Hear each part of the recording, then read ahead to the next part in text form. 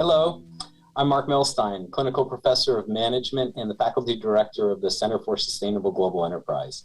Since 2004, the Center has engaged in applied research, teaching, and engagement focused on business opportunities that come from addressing social and environmental issues through innovation and entrepreneurship. On behalf of the Center, I want to welcome you to the 12th Annual Cornell Energy Connection, Cornell's premier energy event featuring industry leaders who share their perspectives on key issues impacting today's energy sector. We organize this event in collaboration with students from Cornell's Energy Club, and I want to give a special thanks today to Ina Jika, who was in charge of creating today's session. Also, I want to thank both of my Center colleagues, Associate Director Monica Tunar and Center Coordinator Safia Abdulhamid, for all their efforts in making today come to pass. Finally, I want to thank our colleagues at eCornell for enabling this event to be virtual for the second year in a row. I also want to thank this year's CEC sponsors, including Chevron, Con Edison, and Distributed Sun. Before we get started, Cornell wants to acknowledge that the Ithaca campus of the university is located on the traditional homelands of the Gayokono, also known as the Cayuga Nation. The Gayokono are members of the Haudenosaunee Confederacy, an alliance of 6 sovereign nations with a historic and contemporary presence on this land. The Confederacy precedes the establishment of Cornell University, New York State, and the United States of America. We acknowledge the painful history of the Gayokono dispossession, and honor the ongoing connection of the people, past and present, to these lands and waters. This year, CEC has included a session on the role and future of natural gas in the energy mix in the face of growing climate change concerns, as well as another discussion about the future of hydrogen. Today, we're turning our attention toward decarbonization. With that, I'm going to turn things over to Ina to introduce today's panelists. Ina? Thanks, Mark. Hello, everyone, and thank you for joining us today. My name is Ina Jika, and I'm a second-year graduate student pursuing a Master of Science in Applied Economics and Management here at Cornell Dyson School.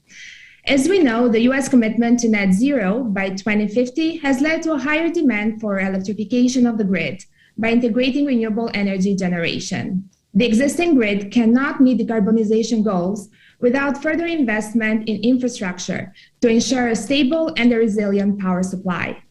The Infrastructure Investment and Jobs Act and the Build Back Better Act have already committed $550 billion each in new spending for clean energy. Grid modernization and resilience are among the main destinations of these funds. As the U.S. has already gone through the low-hanging fruit, the most challenging and at the same time the most rewarding initiatives in the energy sector are to be unfolded.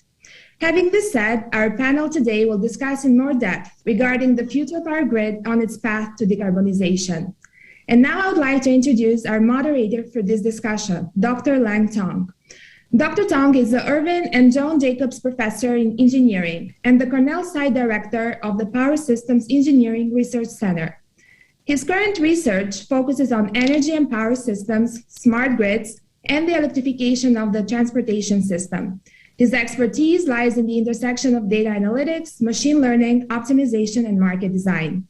Hello, Dr. Lang, and thank you so much for being with us today. I will now pass it on to you to kick off our discussion. Thank you very much, Ina, for setting up this exciting panel discussion. Thanks for having me to be part of this event. Good afternoon. Thank you all for joining us. It's my pleasure to be with a set of exceptional panelists with rich and diverse background and expertise. Let me start by giving a short introduction of our panelists and ask them to say a few words about themselves, their organizations, and the project they are involved in. I'll start with Alicia Barton. Alicia is the Chief Executive Officer of First Light Power, a leading clean power producer and energy storage company.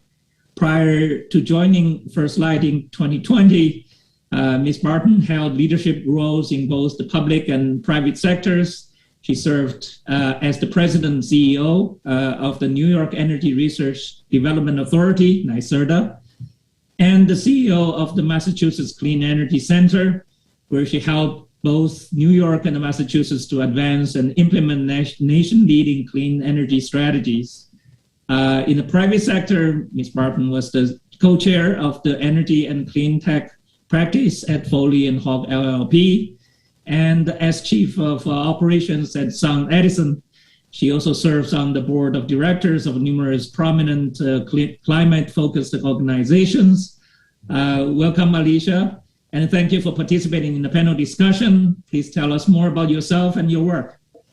Well, thank you, Dr. Tong and Ina and Mark and everyone. It's really a pleasure to be here with you. In my prior role as the CEO of NYSERDA, I had a lot of opportunity to work with many individuals and departments at Cornell, and New York is without a doubt one of the leading states, which makes them one of the leading actors in the world in advancing decarbonization and climate change. And Cornell's participation and collaboration with the state of New York on many initiatives is very powerful part of New York's progress. So it's great to be back with you and other colleagues from Cornell.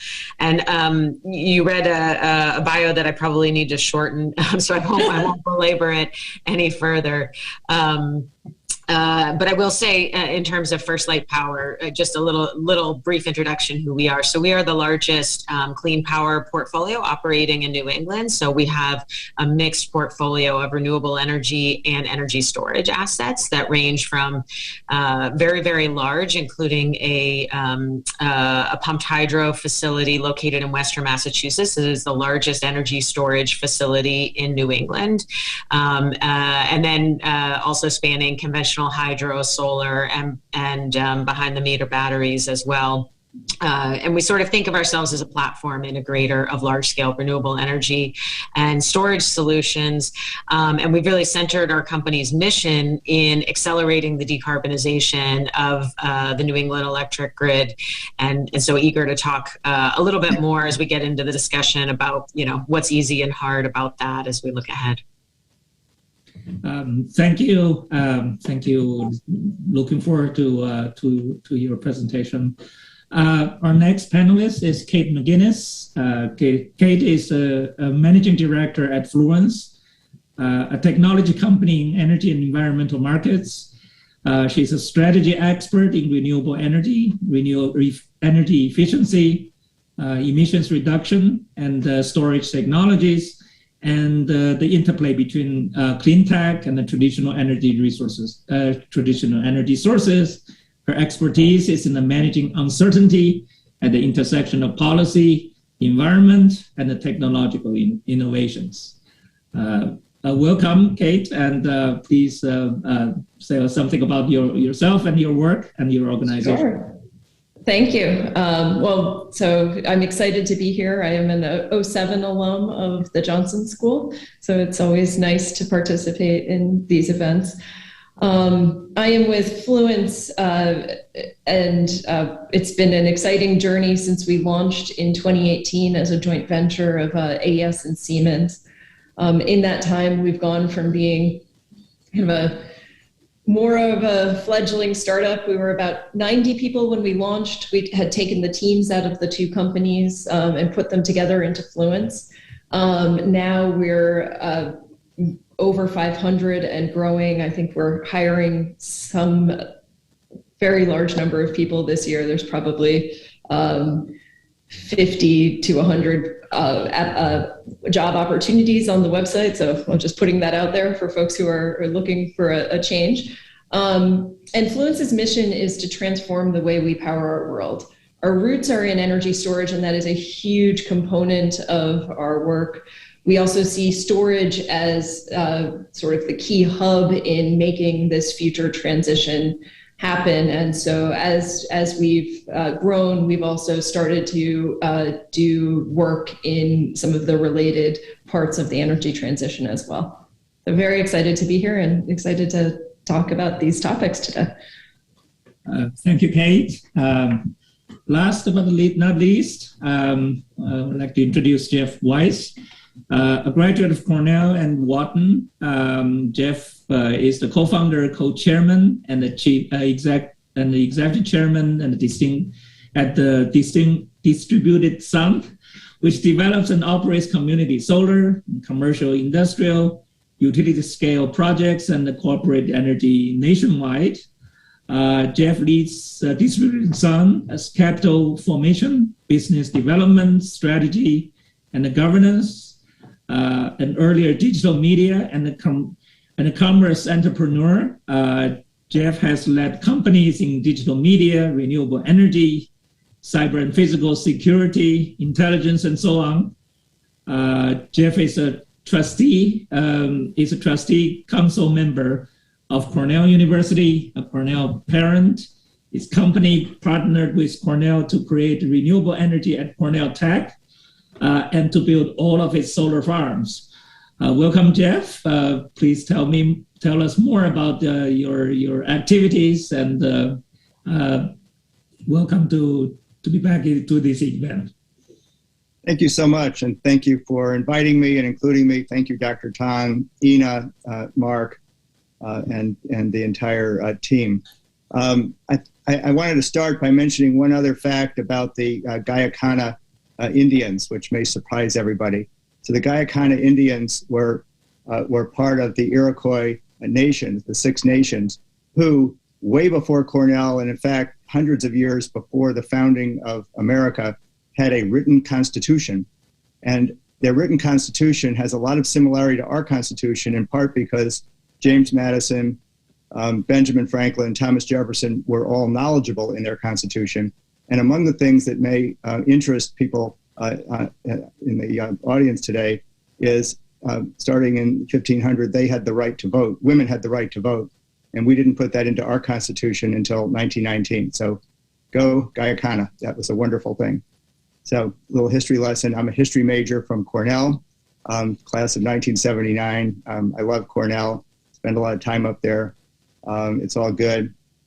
Distributed Sun is in Washington. I live in DC, together with a wonderful team of brothers and sisters. We're developers.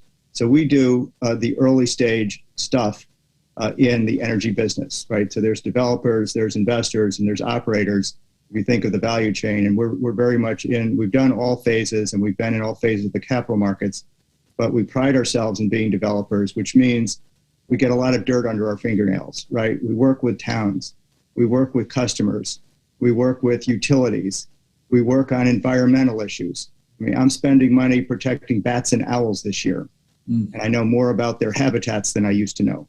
We work with supply chains. We work on employment issues. We work on all the nitty-gritty stuff because that's what developers do, and it takes that activity to cause new generating assets to be built. So we've actually built now in 15 states, which is why we're now saying nationwide instead of counting states, literally from California to New York. We've built small, medium, and large. We've done everything except rooftop solar on homes. We do commercial industrial, we do utility scale. We've done, if not the most, nearly the most community solar in New York. For those of you at Cornell, if you haven't seen what I'm talking about, drive over to the Cornell Cascadilla solar farm. That's one we created. It's the biggest one, I think, in New York State at around 27 megawatts. It's beautiful. It's in Dryden. It's very, very, very close to the campus. And it's a great example of what a successful community solar project can do and look like, literally in all senses of the word, community, giving back, participating, how the sheep work over there, everything. So we're very happy and proud of that.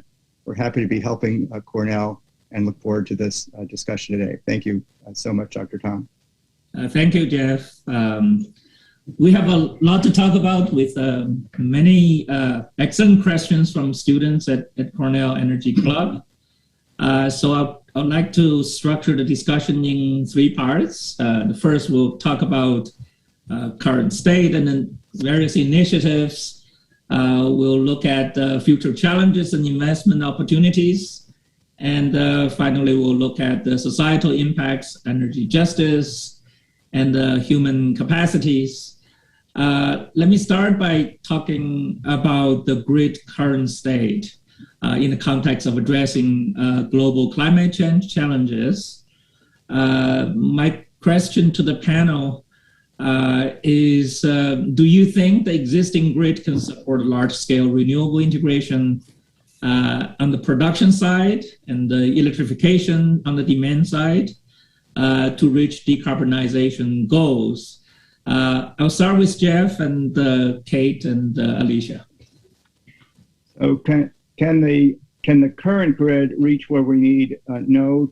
Am I unbelievably optimistic about how the developers, the capital markets, and the utilities will work together? Absolutely. Lots of details between that as to what can go wrong and will go wrong. We're really in the third phase of creating this sea change that's happening. The first phase was there were the utilities and the grid of the 20th century.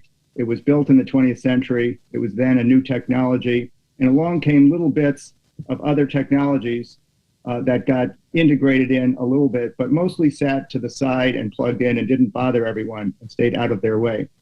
The second phase, which is really the last 10 years, was much more interaction improvement, the integration of storage, and the fact that the discovery that the grid as it exists is very imperfect. The transmission grid is imperfect, the distribution grid is imperfect, but perhaps more importantly, the regulatory and policy frameworks are very imperfect. And all that has to happen and change in order for what you asked to happen, and we're all in the front edge of that, which is kind of what I call the 3.0 phase that we now embark on. It all is technologically possible. We all have to get in the same sandbox and play together. That part is, of course, hard because there are a lot of personalities, needs, capital interests behind that. My final point is when we talk, as we are today, about the grid has traditionally been thought of as the generation of electricity, which from a nationwide point of view in the United States is only 25% of greenhouse gases. We're all also focused increasingly on the electrification of vehicles. Vehicles are another 25%, so together that's 50%. So anything we've been talking about the grid, we need to start talking about the sum of the grid and the need for electrification of vehicles. And from a capital markets point of view, that's a quadratic change in what we have to do to the grid in order to make the grid work for the sum of the two. There will be no more hydrocarbon vehicles sold in the United States after 2030. And we need to start working on the grid now to make sure that it can support them. We'll come back to that question again. Thank you, Jeff. Kate, to you, what's your perspective? Sure. I think I have a very similar perspective. It's yes and no. So, historically, the grid has always been adapting to our changing needs, mostly from a one-sided perspective of delivering the electricity that is generally centrally generated out to customers. Over the last decade plus, we've been shifting that trajectory where generation is occurring in lots of different places. And some of the locations, even of the bulk generation, have shifted. And so I do think that there is a lot of work to do in order to make sure that we have a robust enough grid. Some of it is infrastructure, some of it is brains. So the digital backbone of what makes the grid and the movement of electrons work for the new technologies that are contributing to it, as well as the people who will need it and their shifting needs. Excellent. The notion of digital energy and power is very much in all our researchers' mind. Alicia, I'd like to hear from what you think about this problem. Well, I agree with everything Jeff and Kate said. There's a lot of need. There's a huge imperative for innovation to continue for us to get to, this radically different construct than what the grid was originally built to do. We do have a lot of tools, including tools that I think are underutilized today. And it's really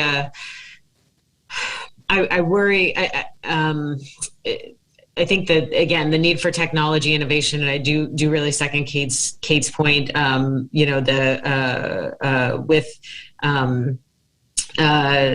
with advanced intelligence and smart metering and lots of other things too, the grid itself is going to get smarter, but that's only really going to work if we focus on, you know, the economic rules that allow the whole system to come together. And Jeff certainly touched on that. So, you know, there's a lot to be done on the regulatory side, and a lot of states and now the FERC are really picking that up in earnest. And so I'm optimistic that we will get there. But you know, there is a lot of maturation that has to happen. I like how you segmented it out, Jeff, and I tend to use a slightly different but similar analogy. I think, you know, we've had sort of like, you know, renewable energy policies 1.0 of things like an RPS or net metering for solar, and those constructs are going to have to get more mature. You know, one of the things that I think a lot about, that I think is really interesting, is a push by, you know, large corporate buyers to 24/7 clean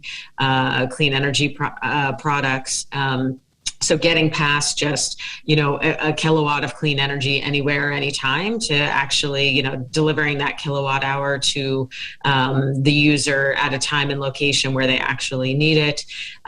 There's a lot to unpack just on that particular topic, but it's kind of similar across the board. You know, the wholesale markets have to adapt and mature. The private procurement approaches have to adapt and mature. State policy at the distributed level has to adapt and mature, and that's what makes working in this industry really fun these days, even if it can be challenging and frustratingly slow at times. Yeah, thank you. From academia point of view, we're very excited about all the things and all the changes are going on. Kate and Jeff, please feel free to jump in, and if anything you want to add to this discussion. Well, I would just add in net metering, which is a phrase that Alicia mentioned, we should all applaud Alicia as having led the reinvention of net metering by co-creating VETR in New York State. So VETR is an attempt to change and restructure from that, and it's still evolving, but it's well on the path, and was critically important to get it going. Thank you. Yeah, I guess I'd just add the flow with policy and ambition can go two ways, right? And we should be cognizant of that. So one, I look at something like California's 80-25-14 that really jump-started the storage industry, really gave serious targets that companies could gear up to go chase. On the other hand, we as innovators need to also bring to our legislators and regulators the capabilities that we are developing, that they can also start to incorporate into market constructs and things like that, so that the market can more efficiently use the resources that they have with them in front of them. Yeah. So let's talk a little bit about the policies, government policies and initiatives. How do you perceive the challenges and opportunities related to the infrastructure bill and the Build Back Better Act, implementations for the private sectors, investors, and in your business? I'll start with Kate. So I will just fully admit that I am not into the weeds of the Build Back Better plan. I know that it has a lot of opportunity for our industry. And I think if I look at kind of a 50,000 foot level, some of the key things that we'll have to think about are talent, materials, and how to scale up in order to meet the needs that are put in front of us. So like, how can we be thinking about growing our industry and making sure that we have the right people and materials and everything that's needed to do the things that that we have the grand ambition to do, which is fantastic. It is true. It's probably too early to talk about the details about this, but as Ina pointed out, there's a huge amount of money will be devoted to infrastructures and that provide newer grids and advanced technologies and so on. Alicia, what do you think about this?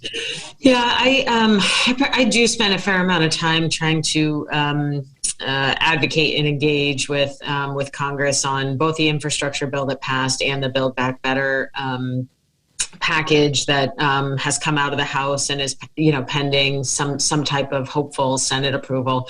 I think particularly taking the two in combination, but more on the bill that hasn't passed yet, on the Build Back Better package.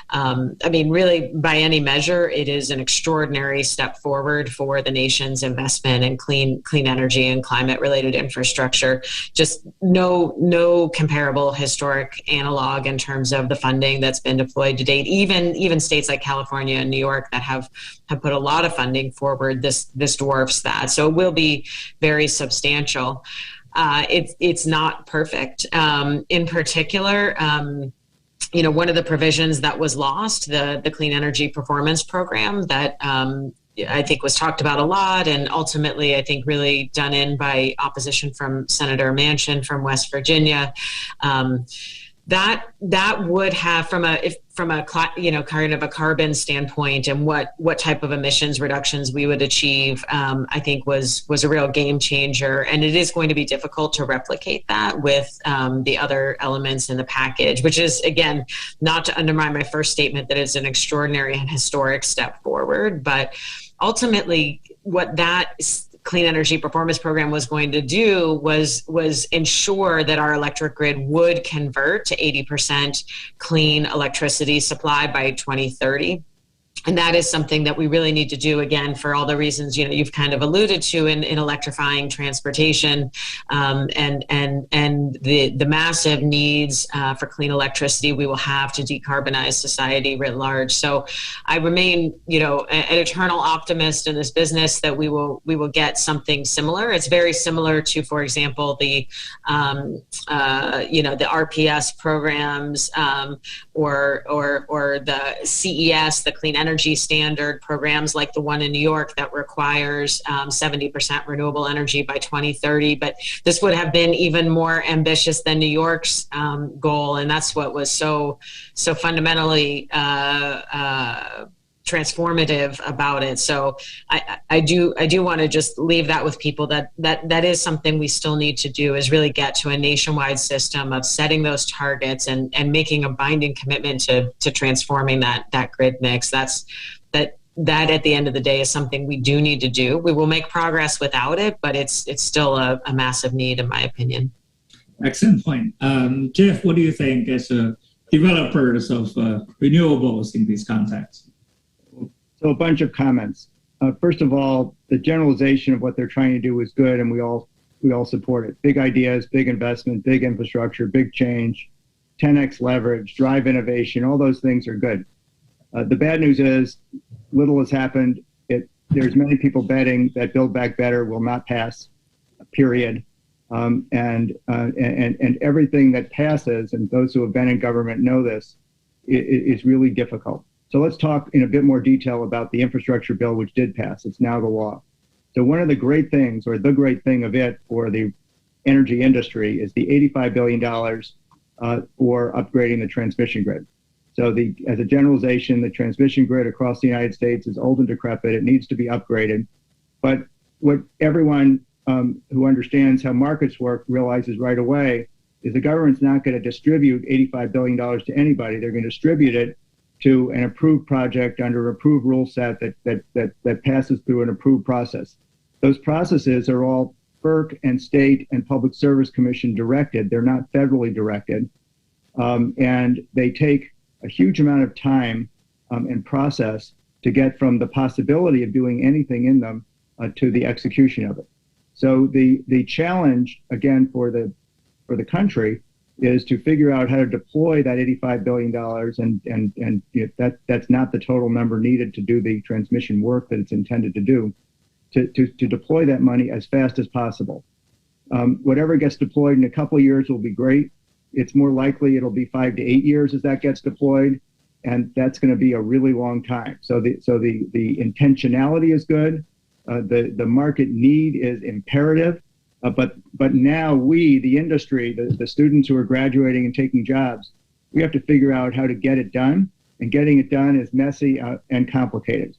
A couple of words about Build Back Better. So Build Back Better, the big thing that it has in it, I agree totally that I'm horrified that President Manchin got rid of the Clean Energy Performance Plan. That would have been a great thing. It didn't happen. And there's a lot of conversation that the whole bill's not going to pass, and the thing that's in the bill that the renewable industry cares about is the investment tax credit, raising it to 30% and permanent. For those who aren't reading the details, most in the industry actually prefer the current 26% to the new 30%. Why? The 26% is straightforward and easy math and easy accounting. You spend $1, you get a 26% ITC. Under the new rules, if you spend $1, you have to do a lot of administration to prove what you've spent the dollar in what ways, and then what subsets of those costs are eligible for up to the 30%. So for example, you need to use prevailing wage. If you don't use prevailing wage, you're probably going to get much less than 30%, perhaps 6% under some circumstances. On the other hand, if you meet certain employment requirements that go above and beyond, you might get up to 40%. So there's a big range from 6 that I've just expressed, from 6 to 40%. It's not actually a simple 30%. Most people with a pulse are going to say, as an investor or developer, I want more rather than less. But actually figuring out the mechanics of how to build subject to those rule sets is going to create a new set of needs to learn and understand how to do that. So these are good laws, broadly speaking. What I'm hearing is there's a lot of concern as to whether Build Back Better will even be passed. The industry, the utility industry and the renewable industry is betting that it's going to be passed. And if it isn't, we'll be deeply disappointed. Which is, so lobby your members and your senators and tell them to go visit West Virginia and Arizona to get it done. It will be a big setback if it doesn't get done, especially if the administration continues the solar tariffs, which are scheduled to go away in the middle of February and are now being talked about re-upping. So we have a problem with tariffs. We have a problem that we don't have Build Back Better, and we don't know the definition of the ITC. We do have the infrastructure bill, but it's kind of an indirect benefit, and it's going to take a long time. And the summary that I'll put around all that is, whatever the federal government does on almost any topic, everything has to be implemented. And implementation and rule sets are actually complicated. Many of them, most of them, especially electricity sector, are state, region, and public service commission and utility based. And that's a very complicated set of players, some of whom are on this panel, who know it very well. And it has to be implemented, right? And implementation should happen faster rather than slower. And the natural speed is not fast. Can I add just one? I'll be brief. I think, and Jeff, you highlight a lot of the, aspects of this bill that are challenging, and it just, in case it's not apparent to people, I wanted to sort of illustrate partially why, which is, this budget reconciliation mechanism. And I know that gets thrown around in the news a lot, so I'm sure everybody's heard that, the Democrats are planning to do this with budget reconciliation, but that set of rules really constrains what you can do from a policy standpoint. So it left Democrats in this situation of trying to shoehorn other policy through things like tax policy, just the way Jeff was describing on, prevailing wage requirements now tied to an investment tax credit. So it really, there are a lot of things that are, I think, not ideal about this bill, really given particularly the procedural posture. So again, on balance, we need to get it done. It'll be a huge boost, but I certainly agree with Jeff that there are a lot of shortcomings, and I think for somewhat reasons that are really driven by the process rather than what would be the right policy outcome. Let me mention. Go ahead. Oh, I was just going to add on top of that, Jeff, you did a great job of outlining some of the complexity in how especially things like the ITC are being put forth. What that turns into as it creates a whole industry around the folks that help implement the incentive rather than the actual work that's needed to go do the actual installation and building of a project. And I do understand some of the drivers and why some of the intent behind having some of those different things worked in.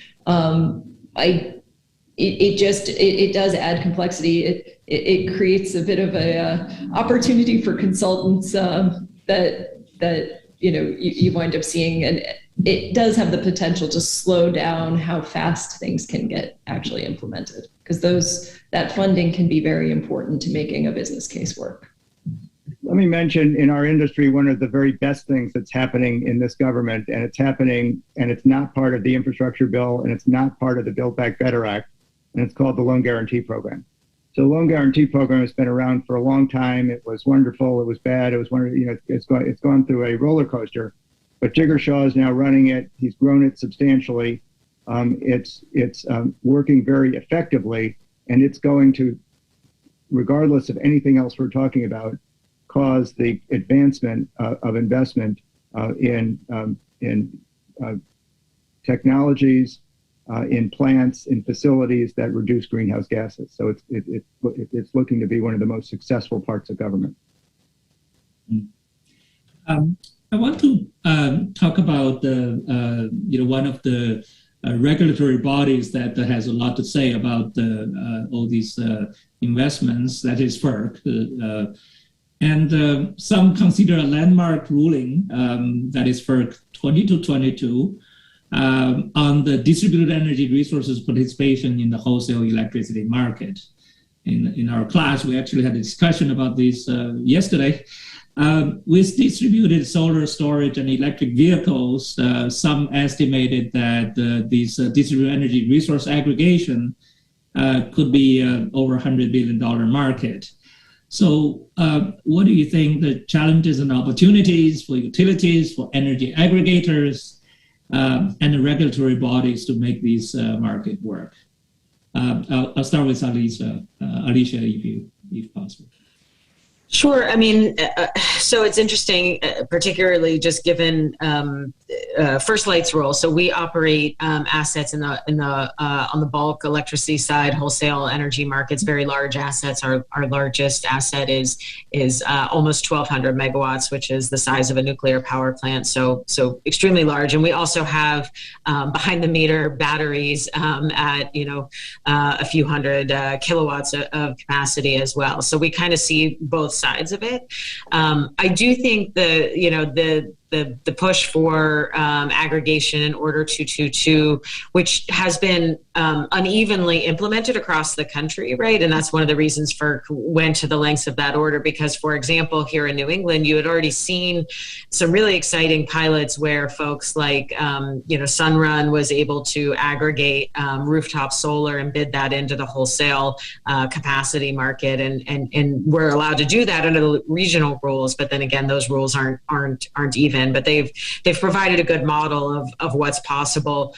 The thing that we do have to keep in mind is, getting the rules, I think, even for also those assets that already sit on the wholesale side. And distributed resources have many valuable attributes, but they also add complexity to the operations of a grid that have to be looked at fairly, which is why Order 222, or that might have been too many, but the implementation is, it's rather slow going, actually. I would say, even here in New England, where we have, I think, been farther ahead, our ISO has delayed a couple times, their compliance with that order, because it's really, these are conversations we need to have, but they're not easy ones for sure. Yeah, this FERC order includes, the demand response, includes storage and all kinds of distributed energy resources. Jeff, what do you think about these change?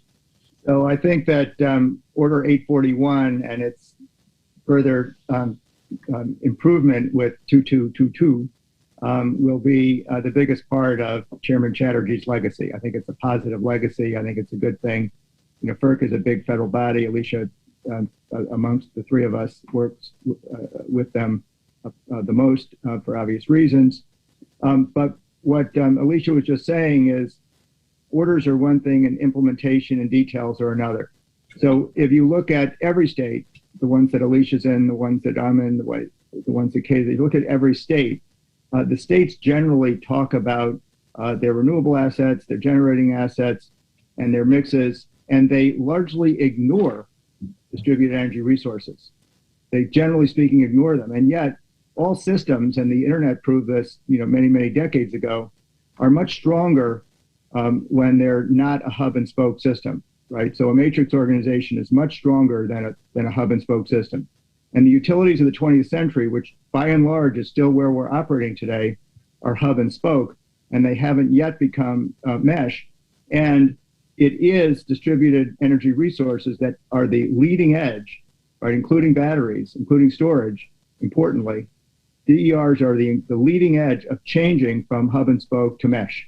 So from a policy point of view, anyone thinking about it at that level should be doing everything they can to speed the implementation of the move to a mesh network.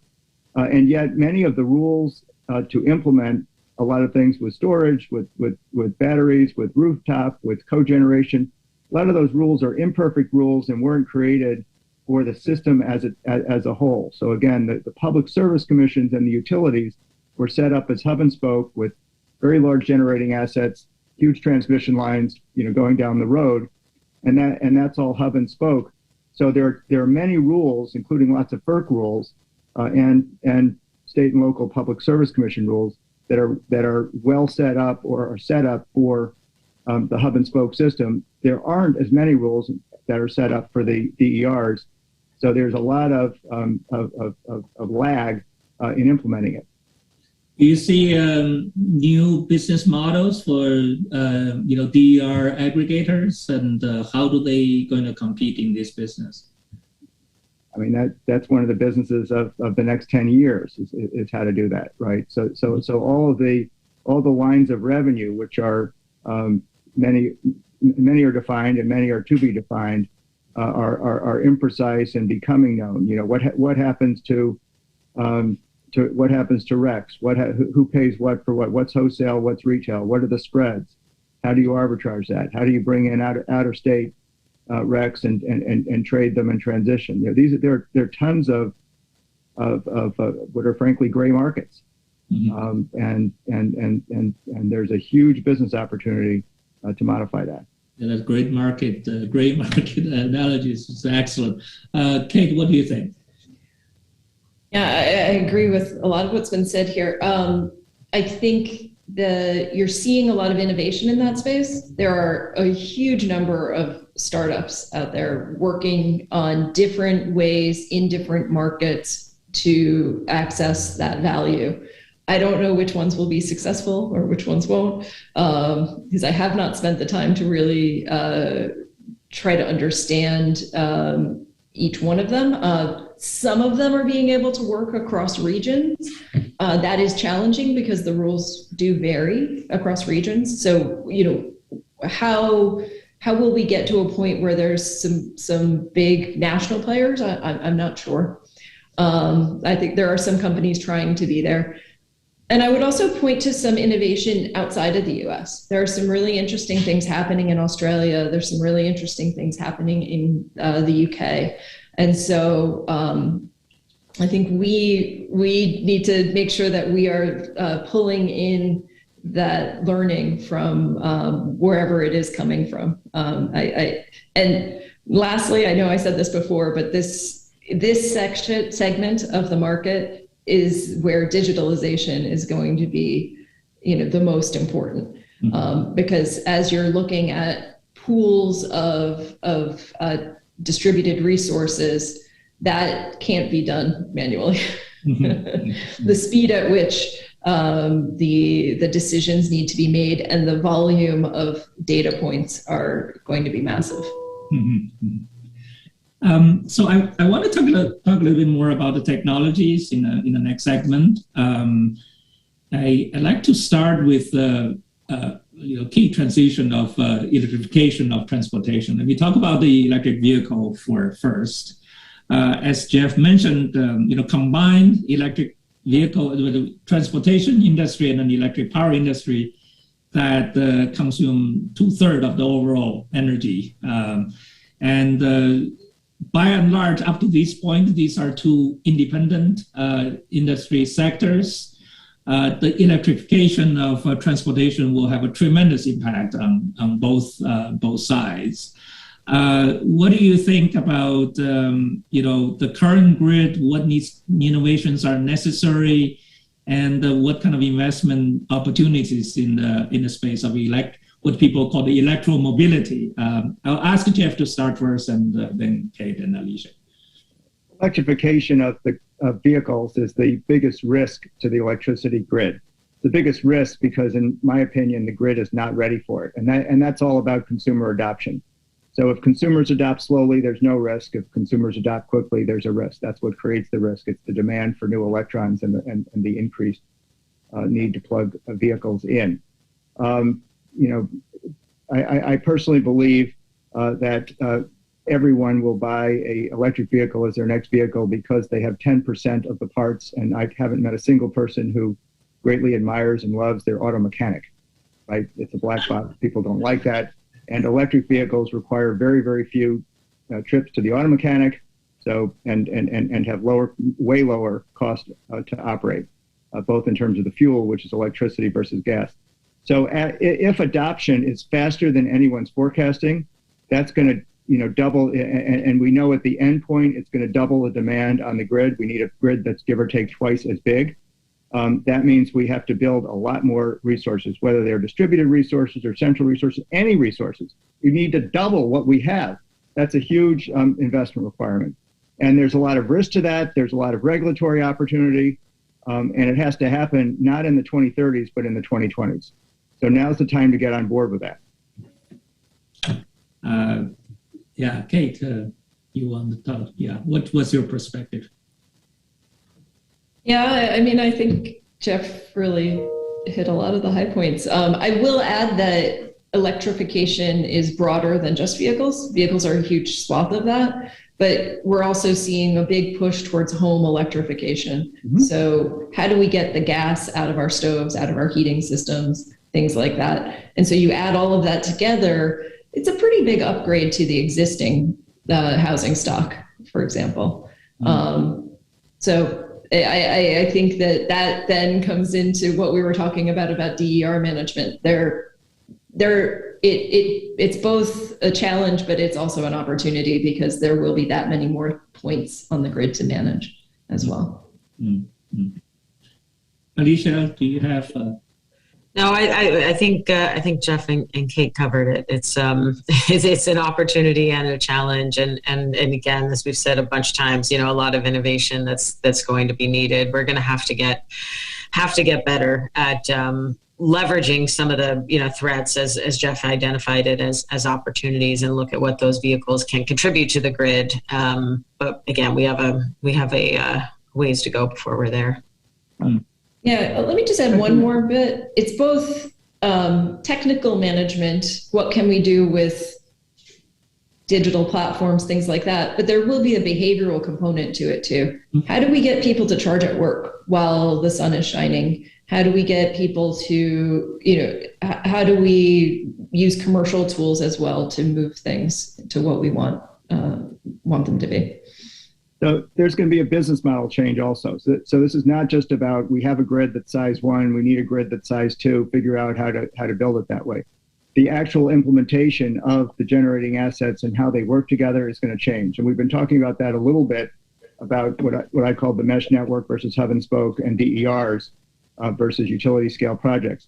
But there's another word that is now a last decade word. There's going to be a this decade version of it, which used to be called microgrids. So microgrids were something that were viewed as different, and that's for other people. I don't do that. I happen to personally lead a project for the Department of Defense 10 years ago now in how to finance smart microgrids on military installations. So it's not that old school.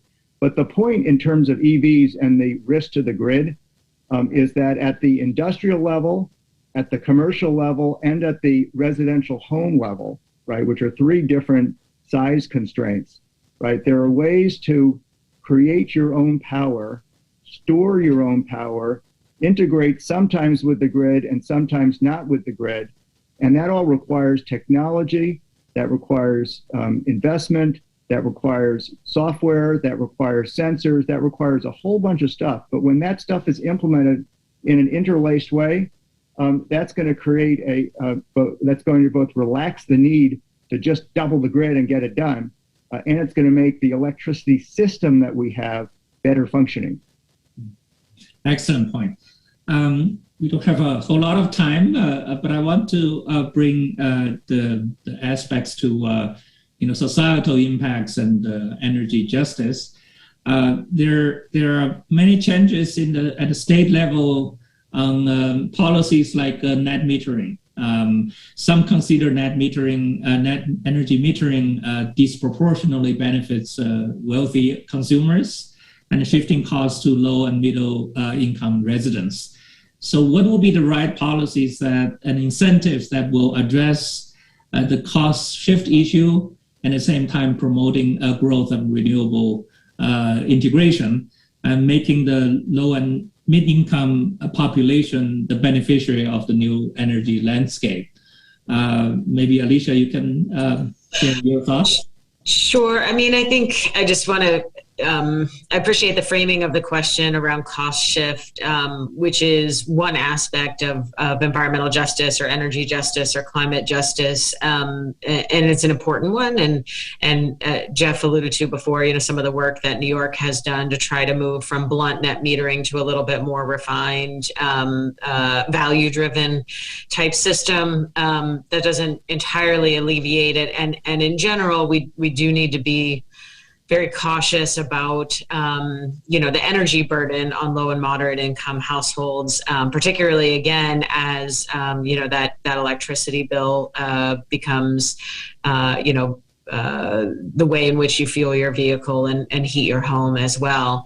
But I think there's a whole raft of issues outside of that, and we unfortunately are really not very far along as a society in tackling this issue. And so I just would I know we're short on time, so I'll be brief, but just urge focus on one issue that to me looms very large as a risk from an energy justice standpoint, which is locking in a fossil fuel backbone to support reliability as we move to high penetration of renewables, as opposed to embracing a fully decarbonized electric grid where you have energy storage, long duration energy storage, potentially the role of clean hydrogen playing a role. I think there's a very real debate, and we see it front and center, I think, here in New England, as well as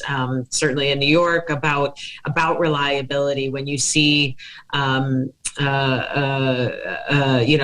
renewable goals accelerating, and there's a lot of tension where I think certain people really think we need to keep that layer of the top 10 or 20%, and certainly peaking capacity, really with some of these older fossil fuel fired peaking plants, and I really think, given that those facilities, we know are almost exclusively, they're certainly disproportionately, if not exclusively, located in environmental justice and energy justice communities. And we, if we decide that we're going to continue to rely on those, we give up on the idea that we can have a more equitable distribution of environmental impacts through our energy system. And so, again, there's really a lot to unpack there, but that's one of the risks, I think, that looms really large, and I personally urge for pushing to an embrace of technology solutions that will allow us to move away from those polluting sources as our only means of securing reliability of the electric grid. So a couple of points there. Thank you. I'll just pick up on some of that, because energy justice is really important. We all want it. But what is the mission statement of the 20th century utility, and therefore of all the utilities that exist today, give or take, is to provide cheap, affordable, reliable power. So what does one think about the utility and electricity? You have a dwelling, you live somewhere, you just want it to be cheap, that's affordable. You want it to be affordable, you want it to be reliable. You don't want to think about whether the electricity is there when you plug something in. Everyone, that's sort of a 20th century right that we all have. Now along comes the new desire, right, of addressable low carbon, right? So addressable means you kind of want it to be in your neighborhood because you don't want pollution, right? So the thing about energy justice and disadvantaged communities is they've often been the physical communities that have had the lower air quality due to the cheap, affordable, reliable generating capacity, which was in their neighborhood. So we're now talking about how do you shift that? And some of that's the shift to DERs and other things. Some of it's the shift from a policy point of view. Some is the shift to the implementation of storage with renewables, with time of use, with electrification. I mean, all this interlaces in a way that actually creates cheap, affordable, reliable, and low carbon addressable in your community, whoever you might be. There isn't a magic bullet for all that, but the stuff we're all working on will cause that to happen, and energy justice will be an outcome as it happens. But it's not going to be as fast as everyone wants, in part because if you think about New York City, right? New York City is a dense, highly populated, highly energy-using environment. There is no ability to put solar and wind on the island of Manhattan or in the boroughs of Queens or Staten Island. There's just no ability. So the electrons have to come from elsewhere, and they have to be brought in over transmission lines. And so creating addressable in the neighborhood energy justice is more complicated until the grid gets invested in and further evolved. Excellent point. Kate, you have something to add? I think they've covered it quite well. I can just talk about some tangible examples where we have built some energy storage systems that are replacing gas, and there are others in the works. And so that is something that I think will help those local communities that were around those gas plants before. So anyway, I don't want to belabor it, but I will say that there are tangible examples that are happening. What the speed will be remains to be seen. So we are running out of time, but I want to sample some of the questions from the audience. One of these, let me just read it. It's interesting perspective. We talk a lot about building up the grids. The question from Frank is there a future in which so much generation capacity is at the edge that very little electricity is transmitted long distance? I don't think so, personally. I do think the relative proportion is going to shift, but I don't think that we will be able to move away from large scale transmission. I was going to say you need a time scale for that. Not in the 21st century. There you go. Question from Joanne. How do we ensure these opportunities are maximized in developing countries, considering technology and infrastructure challenges? I'm having a hard enough time in the developing countries of the United States of America. So I can touch on this because we're operating in 29 markets today. I think there's a lot of potential in many more markets. For example, we have one of the largest fleets of energy storage in the Philippines. That is a great opportunity there because it's a huge number of islands. And there are a number of other island countries in Southeast Asia that I think could benefit from storage and a shift to clean energy in a similar way. So it's going to look different in every market. But I actually think in some places, traditional energy is much more expensive than it is here, or much less reliable than it is here. And so the business case actually can come faster, with potentially even without incentives. Well, I think our time is up. I'd like to thank Ina, thank Alicia, Jeff, and Kate. Thank you all for tuning this excellent discussion, an exciting discussion. Thank you very much, and we'll hope to see you again. Thank you, and thank you, everybody. Any students looking for jobs, please check our website because there's a huge yes, in there. Yes. I'd love to see more Cornellians at Fluence. Of course. All right. Thank you, everybody. Thank you.